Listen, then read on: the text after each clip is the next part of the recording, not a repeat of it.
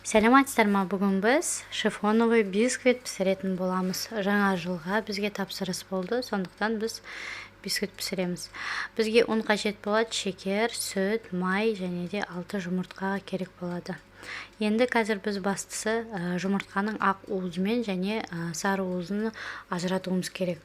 Ыдысымыз құрғақ болу керек, іші су болмау керек.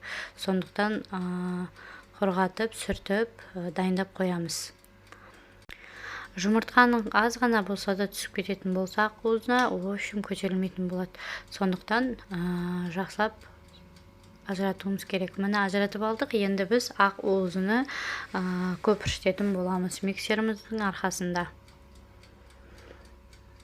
Шекерді біз аздап сары уызға қосамыз, қалғанын ақ уызға қосып көпіршітетін боламыз.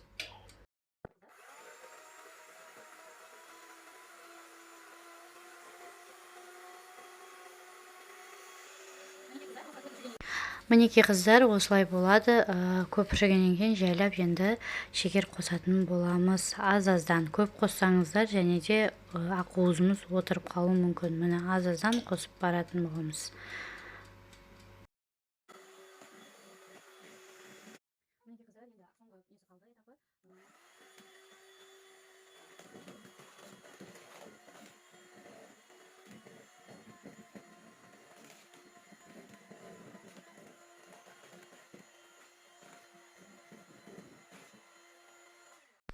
Мінекей қыздар, қоюлығы осындай болу қажет. Міне аударғанда кәдімгі төгілмейді, ақпайды да, қатып тұру қажет болады. Осындай кезде біздің бисквитіміз күшті көтеріледі. Енді біз сары уызын құмшекермен көпіршітіп аламыз.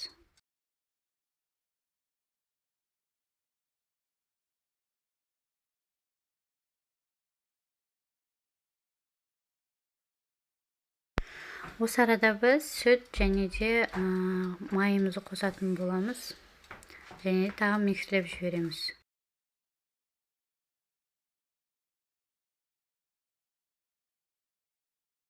Мінекей болды. Енді біз сары уызымызды ақ уызға араластырамыз және де жай-жаймен араластыруымыз керек болады. Тез-тез араластырсаңыздар, мен кәдімгі ақ уызымыз отырып қалады.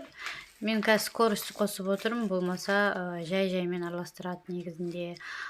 Сосын артынан ұнды саламыз. Ұнды аз-аздап қосуымыз қажет болады.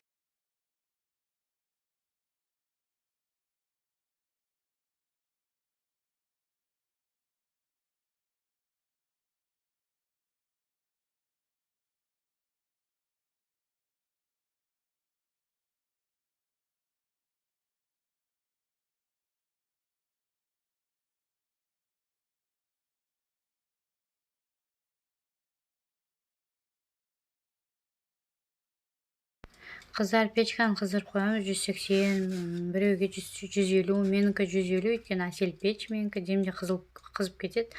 Сондықтан өзіңіз печіңізге қарап саласыз, қатты қызып кетпеу керек.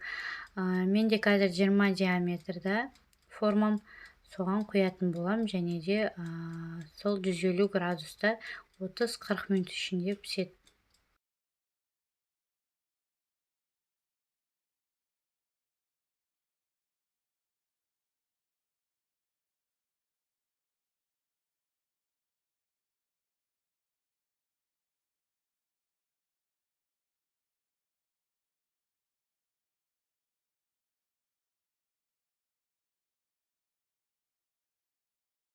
Біздің қамыр бисквитіміз пісем дегенше біз қазір крем жасайтын боламыз. Біз сливки 33-35% сливки қоямыз және де сахарный пудра, творожный сыр үшеуін қосатын боламыз. Қайсы қанша грамм екенін мен осы видеоның астына жаза кететін болам.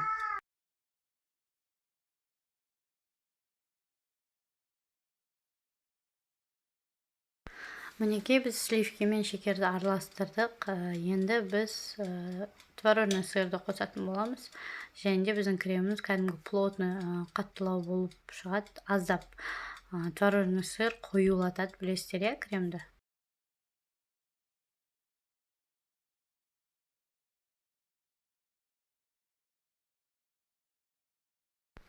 Міне осылай қосамыз және де тағы аздап миксерлеп жібереміз.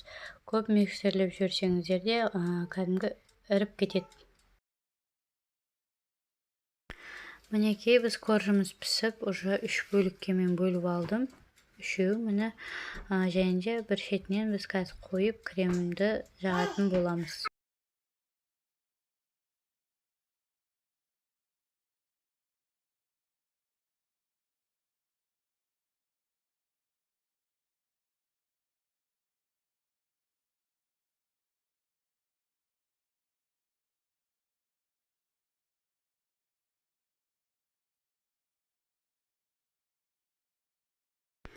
Өзім арасына варенье қосқым келді. Құлпынай вареньесін қосып шықтым.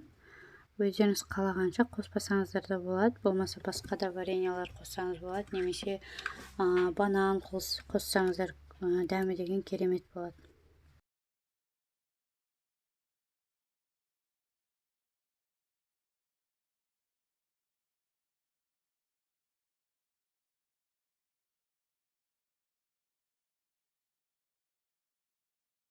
Мінекей, енді біз бұны холодильникқа қойып қоямыз 2-3 сағатқа. Енді тортымыздың сыртына біз крем жасайтын боламыз. Оны сливкиді біз миксерлеп жатырмыз. Сахарный пудра қосып, және де творожный сыр қосамыз. Енді оған біз түс береміз. Қызғыштау түс болады.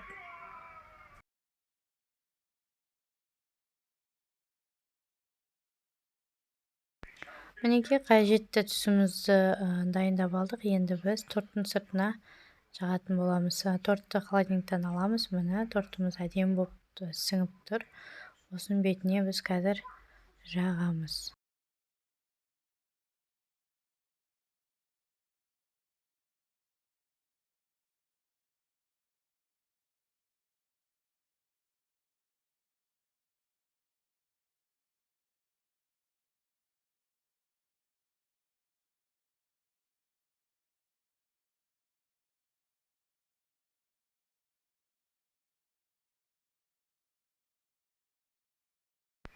Мінекей, мешокқа салып, біз жан-жағынан жайлап бояп бастаймыз. Кремді жағып бастаймыз. Осылай жағып, сосын барып тегістейміз.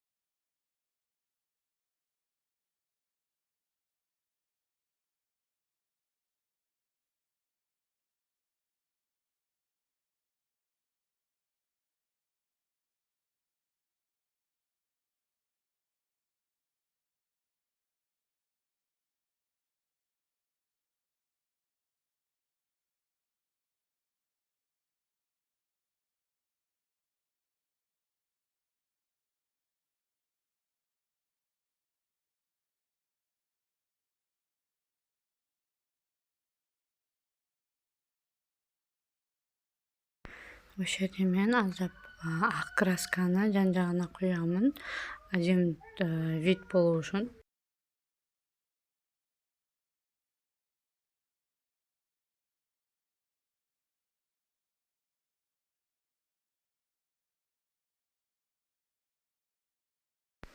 Осылай декор жасап жатырмын. Өйткені жаңа жылдық торт болғандықтан сіздер қалаған және де қалаған декор жасасаңыздар болады. Менің рецептім сіздерге пайдалы болған болса, класс басып және де тіркеле кетіңіздер. Ас болсын, сау болыңыздар.